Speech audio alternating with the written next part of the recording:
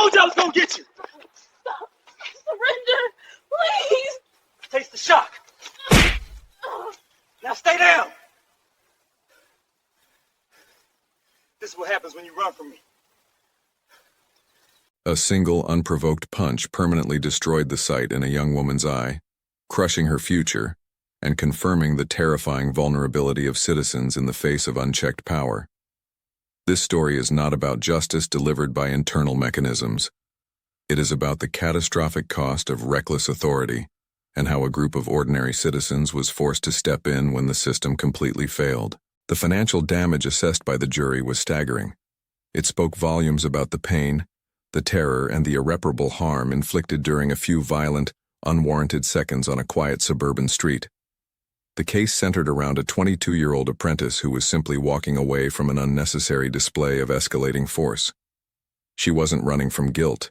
She was running from fear, a fear that proved devastatingly warranted. The jury needed to see the complete, unforgiving truth of what happened that evening in Havenbrook, Ohio, where routine neighborhood suspicion spiraled instantly into a nightmare of permanent injury. Before we dive into the chilling details of the assault and the ensuing legal battle, tell me, where in the world are you watching this story unfold? Drop your city and country in the comments right now. Let the world know that these stories matter everywhere. The evening began with a banality that defied the violence soon to follow.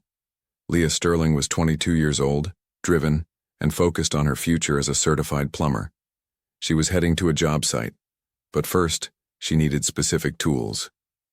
She stopped briefly at her friend Brenda's house, nestled deep within a quiet, predictable suburban street.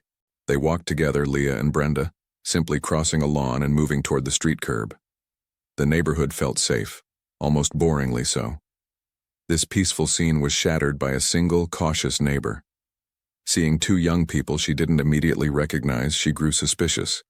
Instead of reaching for the emergency lifeline, she used the non-emergency line, dialing the number reserved for noise complaints or minor disturbances.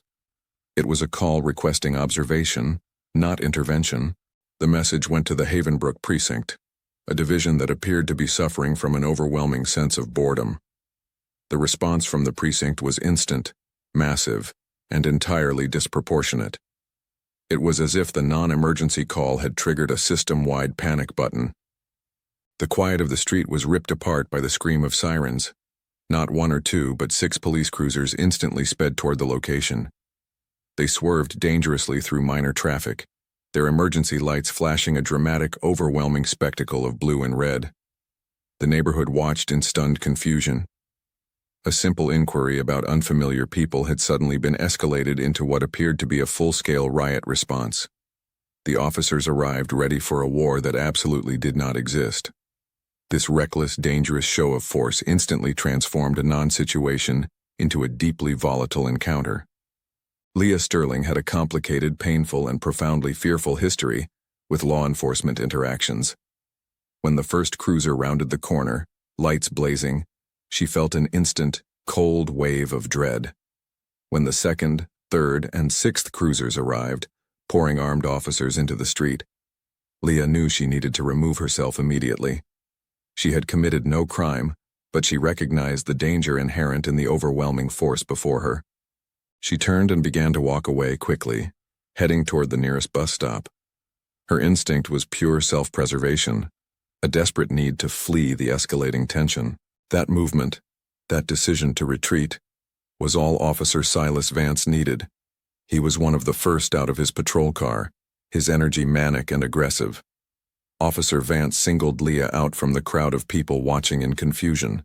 He immediately perceived her retreat not as fear but as guilt, he bailed from his vehicle, not walking toward her but charging. He ran as if propelled by a violent internal motor, shedding the posture of a public servant. His uniform seemed to transform into the gear of a warrior charging into battle. The distance closed rapidly. Then, the terrifying howl. Officer Vance shouted a phrase that would later define the predatory nature of his pursuit. "I'm going to get you. Taste the shock." It was a battle cry, echoing across the quiet suburban lawns. He wasn't attempting to de-escalate.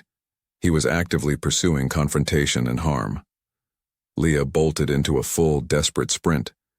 She was running from that sound, running from the sheer, terrifying aggression of a man who intended to hurt her, not help her. Officer Vance remained in relentless pursuit, clearing a low fence with an unnatural, violent leap, fueled entirely by the desire to catch his prey. The chase was brief, brutal, and entirely one-sided. Leah was running on adrenaline and terror, but the officer's momentum was too great.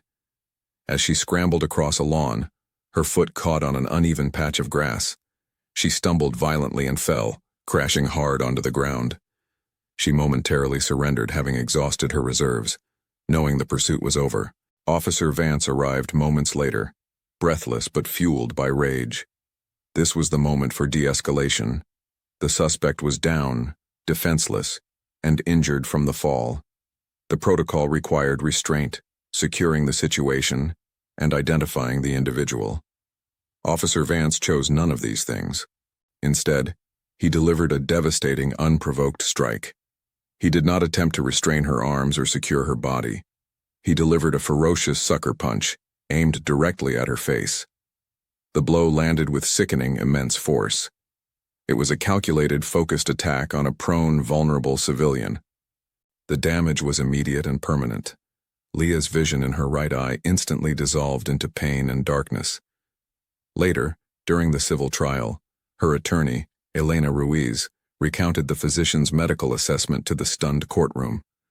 The treating doctor described the catastrophic trauma to the orbital area as an eyeball, squished like a huge Concord grape. The injury was so explosively shocking that Leah's legal team made a dramatic, unforgettable move during the proceedings. They brought a massive, perfectly ripe, juicy Concord grape into the courtroom. They held it up, demonstrating the shocking, overwhelming impact required to inflict such an injury. A force that fundamentally changed the physical structure of her eye. The sight of the demonstration was designed to illustrate the sheer, barbaric violence of the unprovoked strike. In the immediate panicked aftermath, Officer Vance attempted to rewrite the reality of the scene he had created. As Leah lay blinded and screaming, he fabricated a justification for his violent action. He claimed that Leah had been actively resisting arrest, fighting against him even while on the ground. He attempted to argue that the massive blow was not a direct punch to the face, but rather a body punch that had somehow missed its intended target. This desperate attempt to rationalize the violence dissolved completely under the cold scrutiny of evidence. The department's own body camera footage was secured and analyzed by the legal team. It was slowed down, frame by excruciating frame, for the jury to observe the truth. The footage revealed the calculated reality. There was no resistance. The strike was completely intentional and executed with sickening precision. The slow-motion playback clearly showed Officer Vance using one hand to pull Leah's head and upper body down toward him, securing her position. Simultaneously, he delivered the explosive, career-ending punch with his other hand. It was a deliberate maneuver designed to maximize impact on a defenseless target. Meanwhile, Leah was in absolute blinding panic. Terrified that she would be hauled to the precinct and forgotten in a concrete cell, she became desperate. In a state of profound shock and desperation, she made a false claim to the officers still swarming the scene. She told them that she had ingested street drugs, a desperate, terrifying lie, invented solely to force the officers to take her to a hospital instead of the jail. She needed medical care, and she knew her only path to safety was through an emergency room. Toxicology reports later confirmed the claim was completely and utterly false, a narrative fueled only by pure, unadulterated terror and self-preservation. The civil trial became a grueling, intensely personal battleground. The defense team representing Officer Vance and the Havenbrook precinct knew they could not easily dismiss the body cam footage or the severity of the permanent injury. Their only recourse was to malign the victim. They dedicated their efforts to tearing down Leah Sterling's character. The core of their argument hinged on one cynical question, repeated relentlessly to the jury. Why would an innocent person run? They attempted to position Leah's fear-driven flight as prima facie evidence of guilt, claiming that her actions warranted the escalating response and, implicitly, the physical discipline she received. Attorney Elena Ruiz met this strategy with brutal clarity. She pointed out the painfully obvious fact that the defense was actively obscuring. Leah did not run from guilt or from the simple approach of an officer asking a question. She ran because she was being chased by a screaming, aggressive man in a uniform who had just issued a verbal threat of violence and who was charging toward her with manic intent. She ran from excessive force.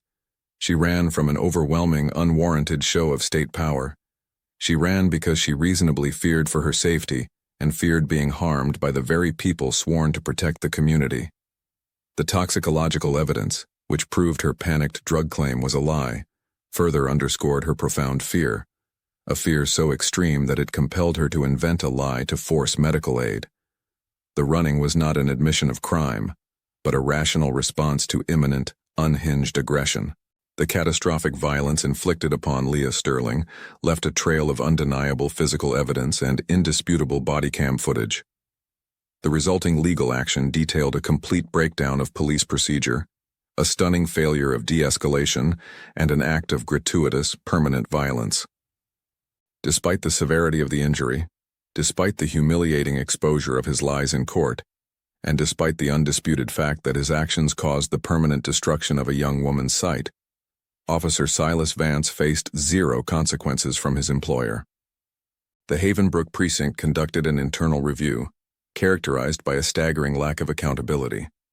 The internal systems, supposedly designed to uphold professional standards and discipline officers who commit egregious acts, simply failed.